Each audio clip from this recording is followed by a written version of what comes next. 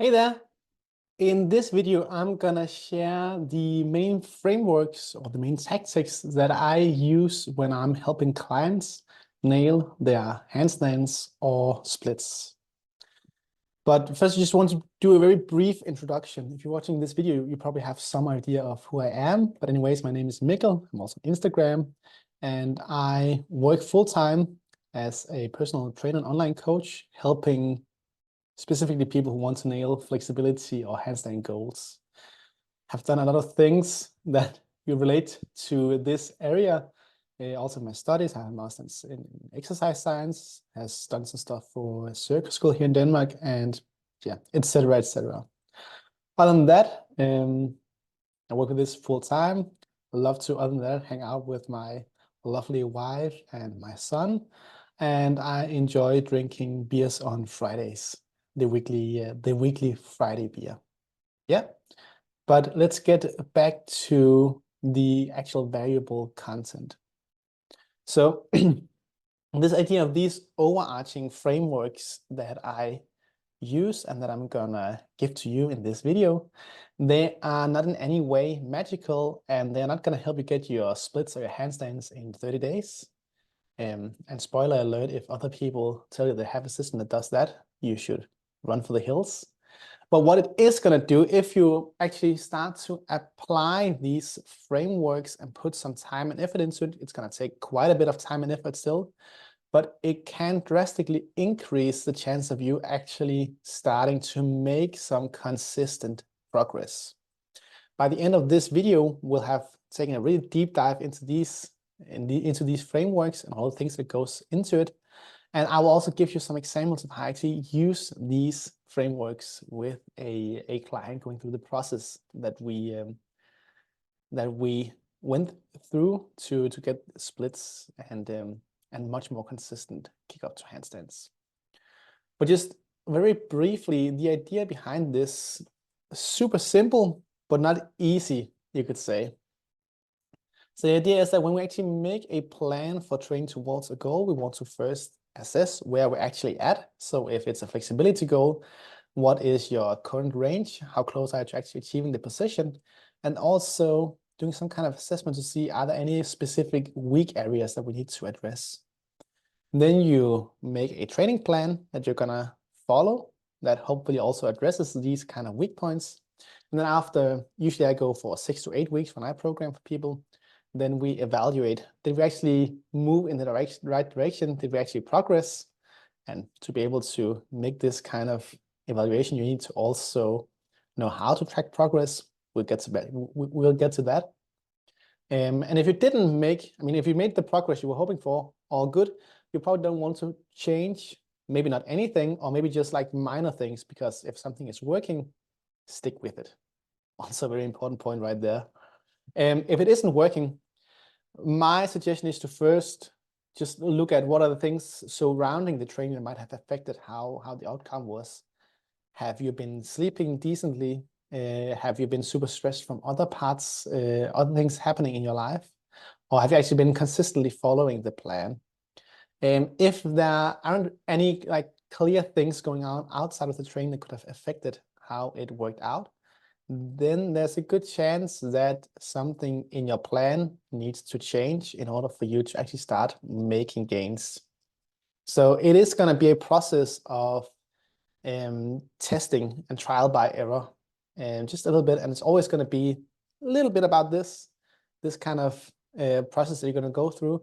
But the more work you put into this, the higher your win chance is going to be, so to speak. Yeah.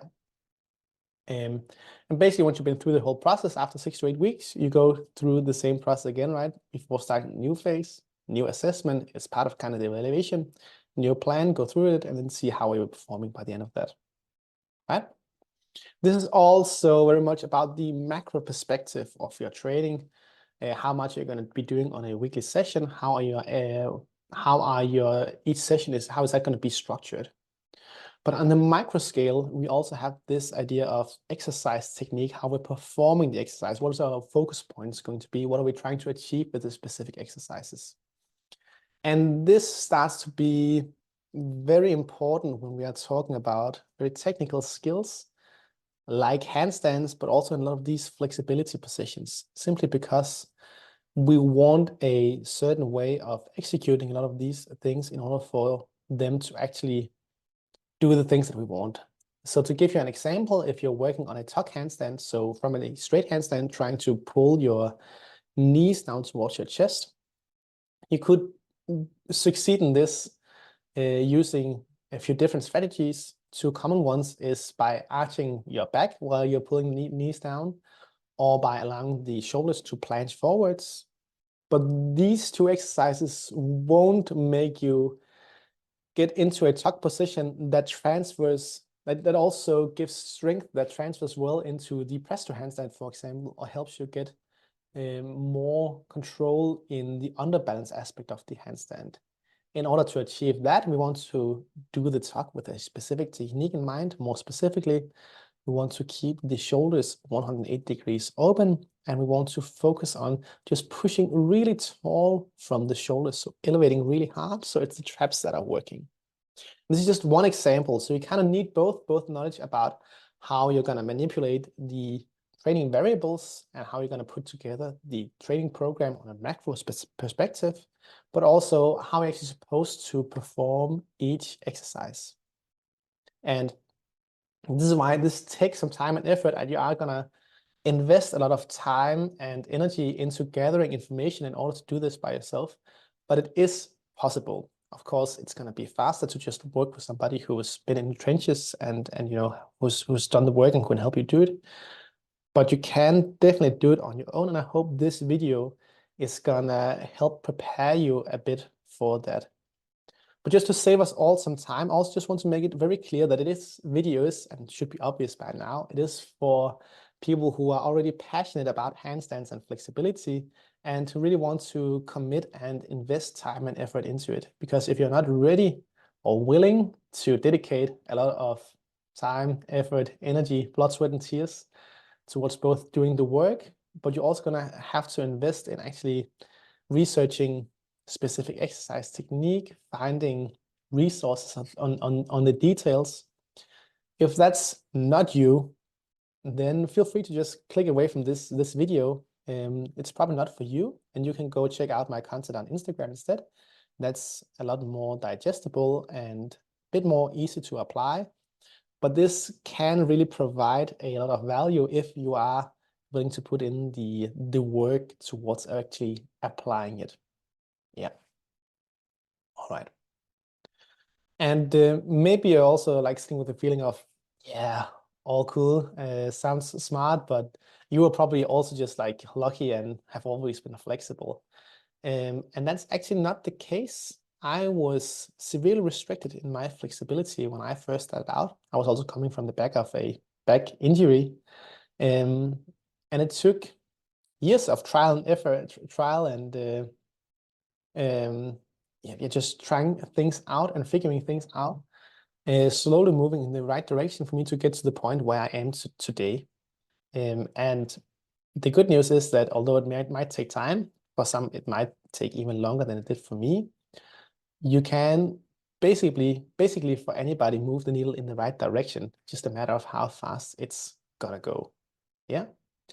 Now, if you're watching this video, there's also a good chance that you've already been working on your handstands or your flexibility and maybe hit a plateau and having a hard time progressing. And this happens for all of us. But I will say that, again, if you apply these principles, plan, assess, plan, evaluate, and actually go through this process and really start to research and maybe also asking knowledgeable people about like the specific way of performing exercises. I have a lot of stuff on these kind of things on my Instagram account. You are gonna really increase the odds of you actually being able to break through these plateaus. Yeah. And a few other reasons why you might not have been able to do this on your own, because there are multiple reasons that could be the case. One thing that often comes up is maybe you could actually have been making some progress, but if you don't know how to actually track progress in your flexibility training, this might just have been invisible to you. Yeah. So one thing that you could obviously do, these are just some of the clients that I've been working with, taking pictures and comparing it, easy way to do it. But if we're talking flexibility, and let's just use that because it's a great example and easy way to kind of make this clear. We often get caught up in this idea of we have to go deeper into a position in order to have progressed. But oftentimes there are a lot of hidden, you could say, progress actually going on. So for example, if you're able to hit the same depth in a position, but you're able to be there for a longer time, that's actually great progress and a great sign of progress. And being able to stay in a position longer will often eventually lead to you actually being able to get deeper into a position. Yeah, so you could say that time often precedes or comes before actually depth in the position. A few other ways that we could chase or track progress would also be, you could add load to a position, actually hold a weight, or just do it in a way where you actually have to work harder to hold it. So for example, instead of just doing a passive middle split at a certain depth, being able to hold the same range, but using your own legs to actually keep yourself into the position would be a great way to go. And a few other that are a bit like less, you could say objective, could be if you're having an easier time getting into the position, it's feeling easier. If you're feeling less mental stress in the position, you know, you're a bit less panicky in your thoughts when you're in the position, it's feeling safer. Maybe it's feeling also less intense just in general. Also great signs of progress. But in order to track this, you have to track it. Write down, right? Training log is your best training tool. Yeah. And building on this, what a lot of people are often lacking is the understanding of that you can actually plan how you're going to progress, or at least have some tactics in mind. So for example, a simple way that I often use is that I have people hold a position, could be the isometric middle split like Solveig is doing here. And the goal would be to hold the same depth, but increase the time that we're holding the position. So let's say that the goal is to go from 30 to 45 seconds. And once we're able to hit 3 sets of 45 seconds, only then are we trying to go deeper in the position. And that way we're actually planning how we are hoping to progress in the position and not just mindlessly going for depth. Although trying to get deeper in a position can, from time to time be fine. It's just a matter of knowing that there are multiple ways to go about it. And if you've hit a plateau, maybe try one of the other tactics, like trying to increase time in the position instead. All right, and two other a bit more minor things is that, of course, for flexibility work, handstand work as well, you have to prioritize it to make gains. So just doing a few 30-second relaxed and mindless stretches at the end of your workout is probably not going to do much in order to actually increase your flexibility in a meaningful way. Prioritize it, spend some time on it. And the cool thing is also that if you actually make it a top priority, flexibility, let's use that as an example, for a few years, you're going to make some gains that are going to stay with you even when you stop dedicating as much time to it. Yeah. Final thing I want to notice, just mention here is stop chasing flashy Instagram exercises. Find out like a few exercises you find work for you and stick with them for a long period of time. Oftentimes the things you see on Instagram, not always, but you see a lot of things that are promoted by people who are naturally flexible and might have always been flexible, or at least since they were kids. And what worked for them might not work for you. Now, I developed my flexibility as an adult, but the things that I'm doing now in my own training are most of the time, or a lot of the time, not something I would have other people do in the same way, simply because that's not applicable to the level that the people that I work with are necessarily at. Yeah. So we need to find something that is suited for you at your level. And that is what this idea of assess, plan, and evaluate can help you figure out. Are the things that you've chosen, are they actually working for you? And when you're doing the assessment, finding out what you need to actually focus on, are you choosing the correct exercise, the right exercise that actually help you work on these specific areas? Yeah. And if it seems like you've chosen the right exercises, do you actually have any idea of how you're supposed to be performing them? What are the main cues that you're actually thinking about? Also worth investigating. Yeah. So focus on removing the fluff and the guesswork and try to figure out just a few of the exercises that actually work for you and focus on them. Yeah. All right. I just want to share with you, this is how the framework that I actually use with online clients and show them how that looks. Assessment, training plan, feedback, and communication. But basically this assessment, training plan, and feedback, that's assessing, planning, and then evaluating, right? Of course, evaluating in this case, but that could also be in the model that I'm sharing with you, is also evaluating how you're doing in your technique on the specific exercises. In that case, if you're thinking evaluation in those terms, then you want to evaluate basically how you're performing on each session, but not expecting to be performing better from session to session. Instead, look at your progress in weeks or even in phases of like 6 to 8 weeks. How much have I moved there? Yeah. But just to show that this is actually also how I work with the clients that I have. And you can do the same thing for yourself. Of course, you're not going to have this communication with me going on, but it is possible to apply these principles on your own, although it is going to take some more work, quite a bit more work, and might cost you a bit of extra frustration figuring out these kind of things and seeking out the knowledge that you need. Yeah. All right.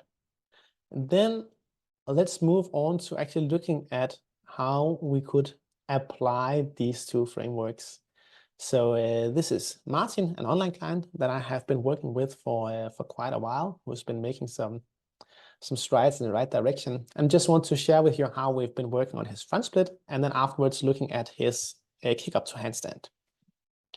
So one of the goals we're working on was obviously the front split. And we started out doing an assessment, seeing where he was at. And two of the things that we tested in this assessment was his front fold ability, basically the flexibility of his hamstrings. Now, the videos here I messed up a little bit with the cropping, but you can see his before photo already pretty good, increased nicely over time as well. But hamstring flexibility was doing pretty good. Whereas his hip extension was lacking quite a bit behind compared with his hamstring. So for that reason, we chose to split up the focus when we started out. So we just did focused hamstring work and focused hip flexor work, or hip extension work, you could also say. Trying to get the hip extension or the flexibility of the hip flexors to catch up to the hamstrings, while also allowing the hamstrings to get even more flexible and strong in these end ranges. Then once the hip extension started to look more like this, so what I'm looking for in the couch stretch that Martin is doing here is that I would very much like to achieve an angle between the thighs that are more or less parallel, right? So you can see there's not really this from knee to knee, it's basically a straight line. This is super nice, and without any kind of excessive arching from the lower back. This is exactly what we want. And achieving this position also tells me that, all right, then we're probably ready to start introducing some more specific front split work. We have been doing just a bit, but now it starts to be, even more focused on the specific front split position. And so what we did was we introduced the front split slide out. The idea here is that you're starting in a kneeling position with the front legs straight and sliding out as far as you can, and then trying to pull back up into the position. And this was basically all the work we did on the full front split position once a week. All of these exercises once a week, using those to just gain the front split. And we just kept at the front split slide outs because he was consistently managing to either get deeper into the position or adding reps or pauses. So in the kind of more macro perspective in the training plan, the way that we planned the progress is that we were mainly chasing either more reps or adding a pause at the end of the very last repetition. So you can see here that this over here is the initial training plan, more or less. No front split slide out work just yet. Single leg Jefferson curl, and we did some long lunge work as well to really get that hip flexor dialed in. The way that his program progressed in terms of this is actually that we first of all start introducing front split slide. This is the main thing. There's also now only 3 exercises that are focused on the front split. But that's because we figured out what works at this point, and like the foundation always already laid here. Now we just need to focus on like pushing through the last things with the exercise that we have found that is working. When we first introduced the front split slide, he was doing 3 sets of 5. And you can see at this point he's doing 7-7-6. And the last hold here was 20 to 30 seconds. So you can see the volume and the time he is going to be spending in his end ranges has actually increased quite a bit. And the way we're working towards this was again trying to increase more time in the end ranges, and then letting that actually lead to also being able to get deeper in the position. And if you take a look at the bottom position here, you can always also see that obviously it worked, and we managed to get basically all the way flat, even with a slight elevation of the front foot, which we introduced because the calf of the front leg was actually starting to inhibit how deep he was able to get into the position. Yeah. So for this, the front splits, the main thing was really just this main framework of being able to adjust the training variables in a meaningful way to ensure that progress was consistently happening. I also want to show you how we progressed his kick-ups, because for the kick-ups, he already had actually, decent foundation, and it wasn't so much about like figuring out how much volume of work Martin needed to do. It was more about refining the technique and choosing the right exercises for refining the kick-up. So after a few months of work, this is basically the earliest video I have of his kick-up, you can see that it's fairly decent. He's getting up into a position and actually catching just a little bit of a few seconds of balance before coming back down. Room for improvement, but it's definitely all right. He's already up here. He's already managing to use his shoulders in a sensible way to control the movement. Just needs a bit more control. And at the end, or the most recent video I have, you can see here, much more control when he's arriving in the position with split legs, and he's able to just like very slow and control also gather the legs. Look at the top video again, you can see then when he's arriving with the split legs, he's just still struggling quite a bit actually to get this kind of position. All right. The reason why we even want to be able to catch balance in this position is because it's going to allow us to control the movement all the way up to the straight handstand much better if we can already catch balance and have control in this position. Now, 2 things we did was we still practiced the full handstand kick up, just still focusing on using the push from the shoulders and trying to control as well as possible. But we also introduced something called the single leg box handstand. So basically starting in this position and then trying to use the push from the shoulders to make this foot as light as possible in the box, eventually floating just a few centimeters on the box, and eventually being able to just use the push from the shoulders to lift the foot from the box and in a controlled fashion, gather the legs and come back down towards the box. This was the main thing we did to build control in this scissor leg position. And in the most recent training sessions Martin had, he's now able to perform this exercise from a much lower box. So this is actually taken from the middle of the repetition. His legs start all the way down on the box, and do this for several reps with a high amount of control. And being able to perform this from a deeper position or lower box also means that, he's going to be able to have control from an earlier point when doing his kick up. So quite solid. And I think this is a great example of choosing, first of all, the right exercises for the job, but also this needs to be performed with the correct technique, right? We want the push from the shoulders is what needs to drive the movement in order for it to actually increase the amount of control that you have in the kickoff. Yeah. And this is also one of the things where it's harder to apply for yourself. Not impossible. You can do some testing, but I also recommend trying to find some people who put out valuable content. I have some stuff on my page as well for this specific exercise. Also, the box handstand here. I have a quite in-depth tutorial also on YouTube that you can find. But you can gather some of these bits and pieces by yourself and try to put it together.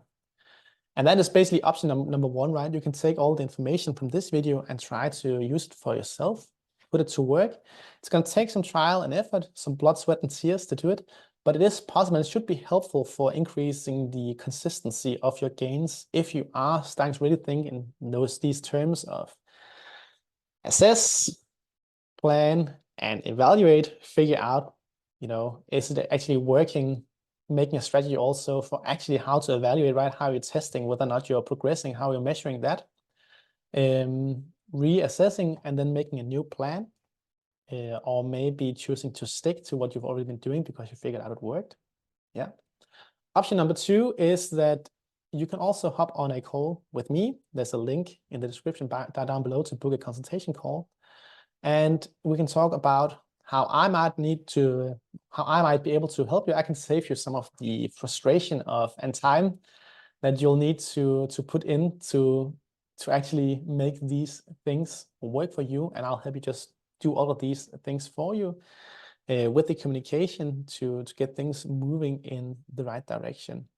Of course, this is only relevant if you are committed and really want to put in the work and dedicate yourself towards working on your handstands and splits. But if that sounds like you and you're 100% sure you want to take option number two, just go ahead and click the link below and we'll save you a lot of time and frustration and get you moving in the right direction. All right, but anyways, that's it for now. Hope you found this video helpful and that you are gonna have a great time putting these principles to use. Cheers.